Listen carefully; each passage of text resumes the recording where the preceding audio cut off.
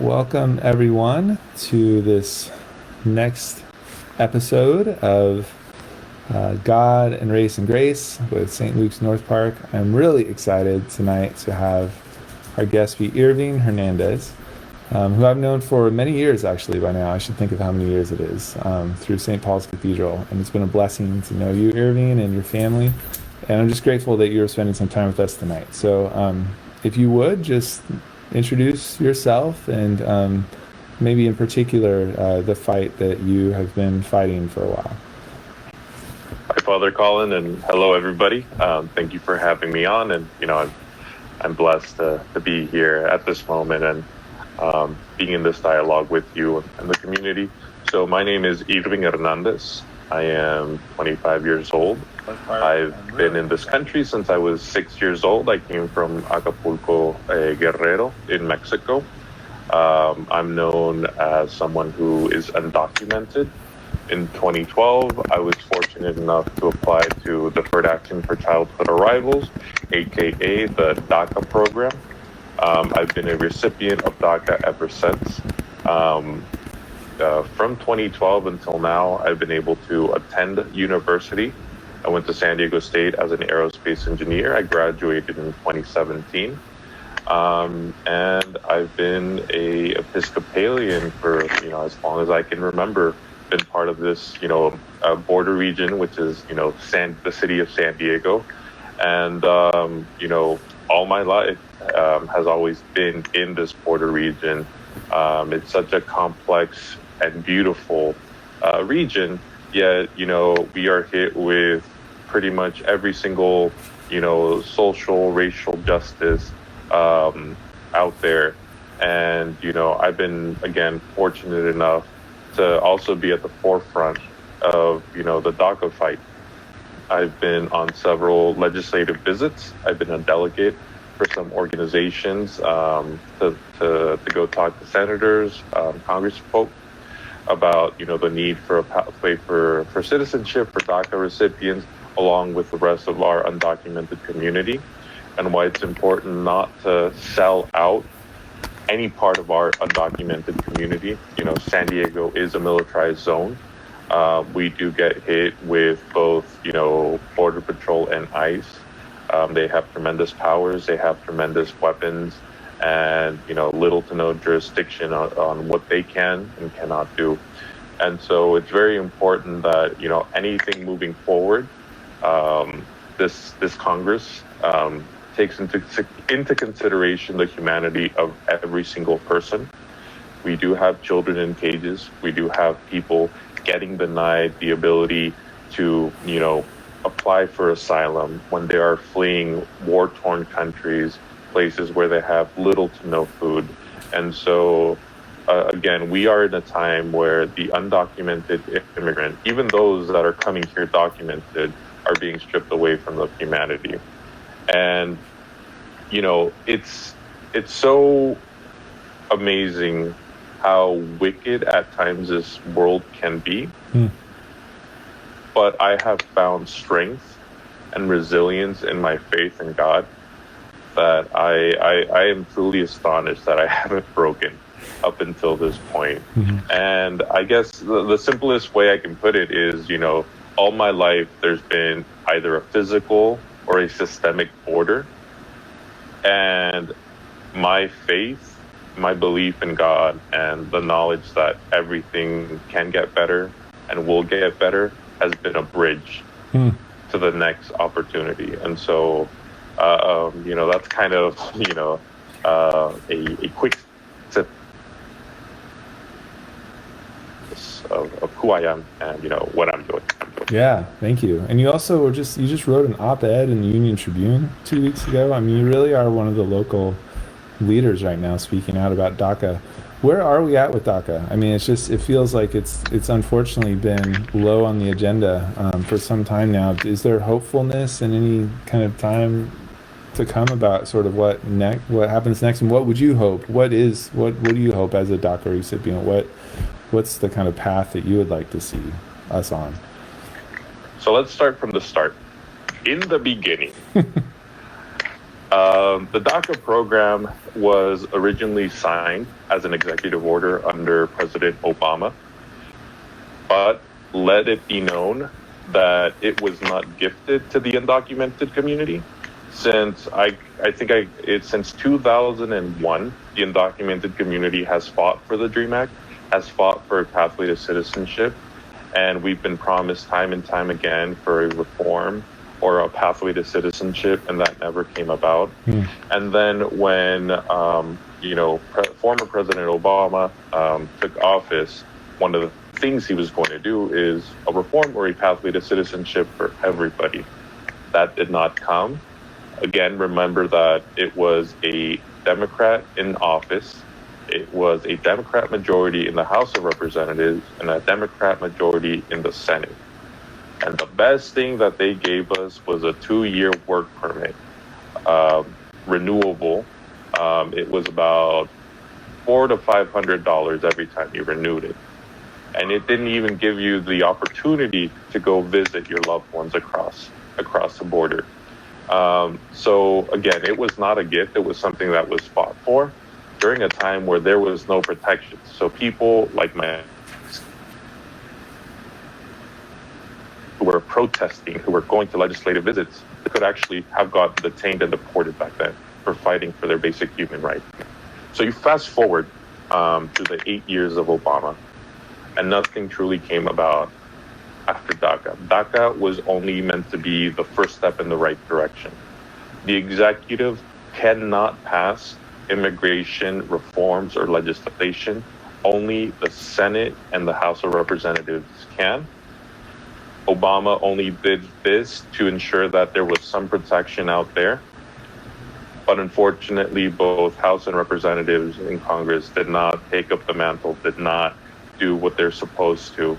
And so we have this new administration who, let's not kid ourselves, has attacked the undocumented immigrant, whether they be Mexican, whether they be from Africa, whether they be from anywhere.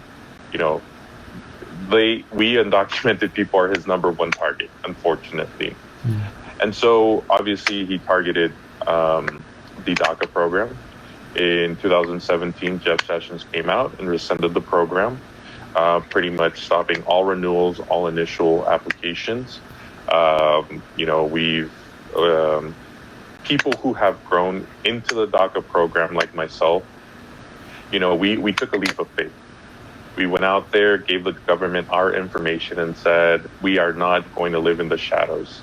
And so when that moment came in 2017, that, they said, well, we're going to get rid of it. We said, no, you can't. We're going to fight for it, because it's not about being able to work for 2 years. It's not about being able to protect yourself from deportation.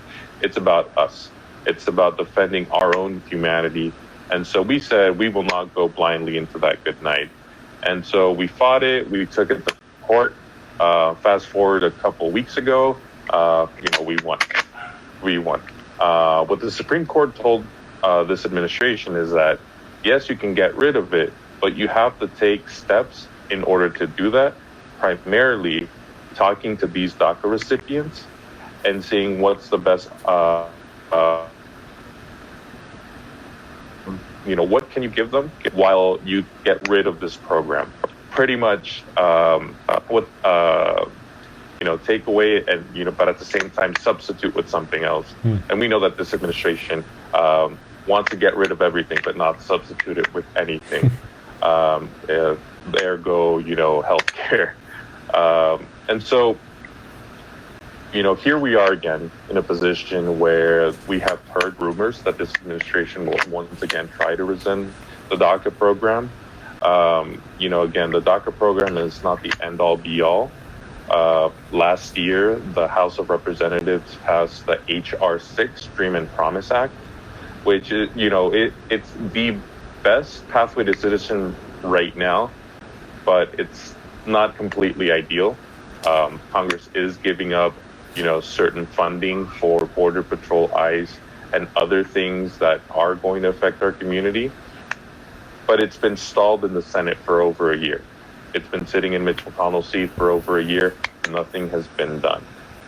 And so, here we are again fighting. But at least, that sense of anxiety of having to wake up every Monday morning, Thursday morning, looking at Twitter for the SCOTUS blog to say, this is the decision on DACA, at least that's one less stress to deal with. So, we're still fighting, we're still pressuring, and, if nothing gets done with DACA under this president, and hopefully we get another better president in 2021, we're going to still fight for our basic human right with the same veracity as we're fighting right now. Because, we do deserve a pathway to citizenship. And it's not just because of what we've accomplished. It's, again, we deserve our basic human decency. And we've been part of this community our whole lives. Again, I came here at the age of 6. I'm turning 26 in October. This is our home. Yeah, thank you. What connections do you make personally between this fight and some of the other movements for liberation and justice that we've seen, both in the last couple months, but even the last several years? Are they competing sort of movements? Are you excited to see progress made in them? I don't know. How do you kind of see, especially, let's say, with what's happening with Black Lives Matter right now? Is that a distraction from what you're trying to do? Is that good in its own right? How do you think of it? No, not at all. Again, to my Black brothers and sisters out there, I see you, I hear you, I love you, and I'm with you. No movement is competing against one another. When you boil it down, it's again, for this system to acknowledge our basic human decency, basic human rights, and we're all in it together. I personally feel that I stand on the shoulders of giants. Every time I am out there fighting for DACA, I truly just listen and meditate and think back on those people that fought for their human rights, regardless of their color. They laid the groundwork to where I am right now. And even those brave DACA brave dreamers back in the day when there was no protection, fighting for their basic human recognition, they did it regardless of if they knew there was going to be future immigrants or not. And again, I don't think no one is competing for the spotlight. I think there's a lot of great intersectionality. I'm trying to find better ways to be a better ally. I can't speak for those in the Black Lives Matter movement or the LGBTQ movement, but I could be an ally. And at the end of the day, again, there's a system, there are people putting walls in front of me. Who am I to turn around and put walls in front of others? And so, there is a need to listen first to those hurting, and then be willing to stand by them and walk forward. And, I in my spiritual upbringing, that's what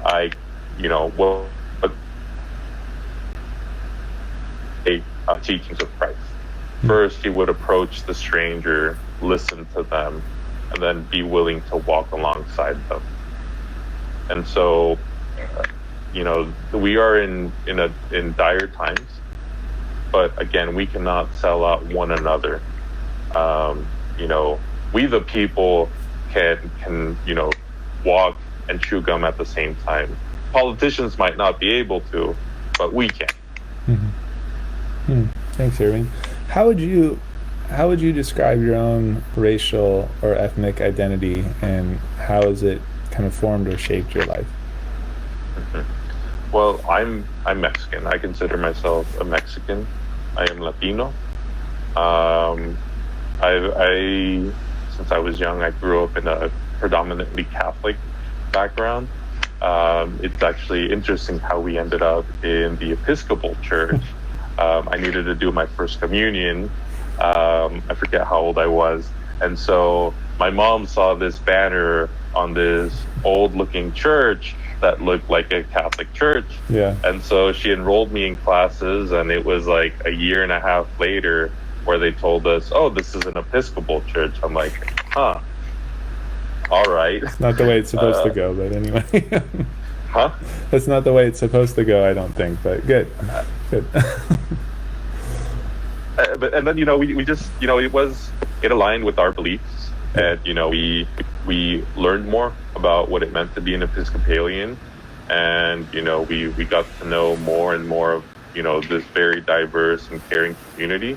And, we did the full switch to Episcopalians. And so, yeah, it's been, I have personally found great support in the Episcopal community, whether it be the clergy, whether it be staff members. Everybody is always open to welcome the stranger, and I am truly blessed because of that. Thank you. You had mentioned allies. When have you seen Anglos be especially effective allies, and do you have any suggestions for Anglos and kind of how to best join in on the immigration fight, the DACA fight, or even in, any other sort of racial justice movements right now? Again, I think everything starts with just listening to those that are hurting. Why are they hurting? And then listen to what they want, because there's two different things where you can listen to why they're suffering and then interpret yourself what they need, which is not the right way to go, because you can't internalize the pain and the actual change they want. Mm-hmm. So it's listening to why they are hurting and then listening what they want out of that. And then finding ways on how you can stand next to them and push that change they want. When it comes to the, Black Lives Matter movement, it's listening to their pain. What is their pain? They're being discriminated. They're being killed. The justice system is not working for them, and it has never worked for them. What do they want? It's not just police reform. At times there are certain scary words thrown out there, like, defund this, defund that. But again, people jump the gun and think a certain things mean something. No, you still have to engage and get the definition of what they're wanting to change to fully get the bigger picture and see where you can fit in that change that they are demanding, that they are deserving of. When it comes to DACA, I put my identity as a border dreamer. Again, I've grown in this border region. We're actually very unique because, we have the border right there. It's down the road. But what does that mean as well? That we have border patrol everywhere. Right. They're at gas stations. They're in our neighborhood. They're probably there on our way going to church. Same thing with ICE. And so the other thing we also have to see is, our beautiful land. We are in Kumeyaay land. This land is sacred to those people. And yet, they're blowing up chunks of it to put border wall, more fencing. And so, for me as a border dreamer, it is very important that any future immigration legislation leads with the border voices in mind. Someone in Chicago, someone in Wisconsin cannot dictate what the borderlands need, because they won't see what one agent will do, but we will. And so when it comes to this whole DACA movement, it's about that. It's about also not selling out any other part of the undocumented community. For example, there's been some politicians that say, well, yes, I'll offer you a pathway to citizenship, but let's end all the visas. Let's do this, let's do that. And that is a no-go. Again, no one should feel comfortable um, taking something when you know that someone else will suffer for it. I'm not the last immigrant that's going to be arriving, living in the United States. And I shouldn't be the one that opportunity to be an ally in this movement is again to listen to us, to listen what we are fighting for and what we're not willing to give up, and standing with us at the most difficult times. Something that's been rumored is that this president wants to offer a pathway to citizenship for DACA recipients. We know that this person has acted in bad faith, even before he became president. And so when this comes up, we know what he wants. We know what he is going to give, and that is a no-go for us. But it's important for our allies to to have our backs, that when the DACA community says, no, we will not accept that, they stand with us and they demand more. And when we say more, it's not like more, I want to be better than someone. It's more to be equal with everybody else. Thank you, Irving. I especially love that final vision that it doesn't kind of earning and building more power doesn't need to come at the expense of these other movements. And actually, the more that there's coordination and trust built between them, the more powerful they all can become, right? I wonder where you see God working in all this. I mean, I love the way that you see the connections between these movements, and I have to think that God not only sees those connections, but is helping to foster them too. Where are you glimpsing God in this work? And maybe another way to ask that is, where are you hopeful in this work? It's very interesting. Again, my background is in aerospace engineering, not the most loving and endearing of those majors, and I'm naturally a very analytic person and very calculating, and so from the very beginning of this fight, I didn't really see myself staying it for long, because it is emotionally and mentally draining to endure activism period. But time and time again, I've seen God in people, and I feel that at times that is the most difficult thing for someone to do, especially those that are trying to hurt you. I see God in those that are standing by me. I see God in my family that's supporting me. And, at times I see God in those trying to hurt me, putting this ordeal on me, knowing that I have to endure, but I can overcome it. And so it's being able to see God in other people, and just that blind faith. Personally, I have had 3 family members die in Mexico since I've been here, and I wasn't able to say goodbye to them. But every time I think about them, every time I think about their last words, over the phone or just from memory, they entrust that I'll be able to get by. I'll be able to overcome this. And in their pain and in their, the final day,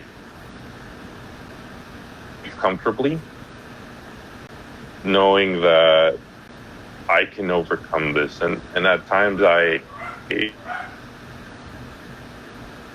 see this as, maybe that God's letting them see into the future. they know that everything's going to be okay, and at least for me, that's what's been able to give me the ability to continue moving forward. Again, it's really tough. It's really tough.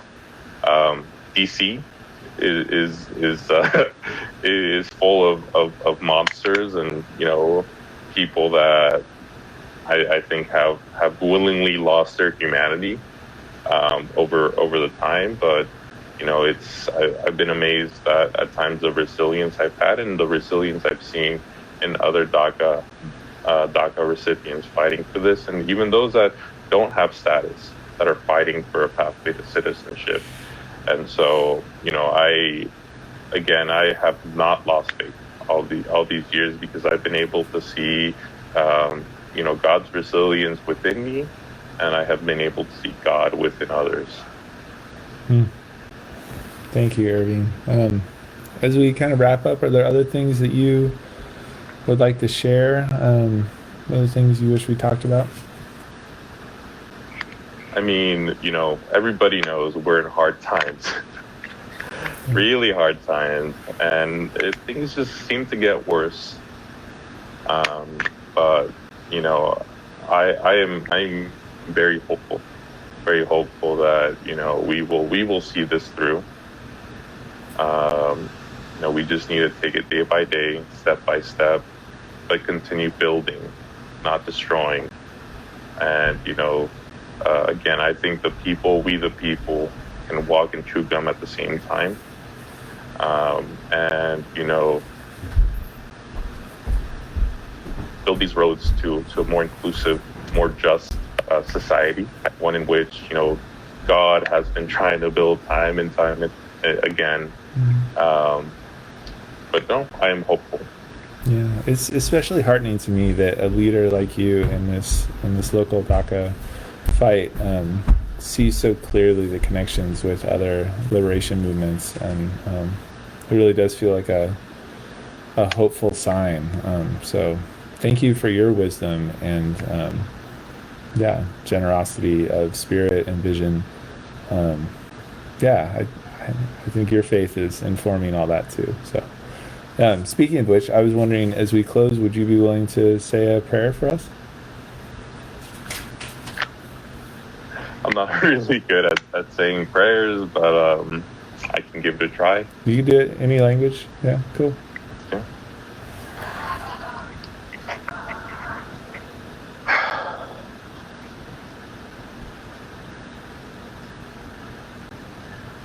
Padre nuestro, Santa Virgen María, Jesucristo y Espíritu Santo, hoy te pido tu protección, hoy te pido su fortaleza, para que así toda nuestra comunidad en fe en Dios pueda marchar para un mejor futuro, inclusivo a todos, sin importar su raza, de dónde vino, o en sí, como esa persona quiera identificarse. Bendice a todos aquellos dispuestos a pelear y poner su vida a las manos del cambio. Te pido también que bendigas y protejas esas pobres almas que lamentablemente están sufriendo en estos tiempos. Te doy gracias por nuestra tierra, te doy gracias por nuestras conexiones humanas y buenas amistades. Y de nuevo te pido que nos des fortaleza. Amén. Irving, thank you. Thank you for that beautiful prayer, and again for your time tonight, and keeping you in my prayers in this fight ahead, and grateful for you and your family. Thank you, Father Colin. All right. Take care. You too. Bye.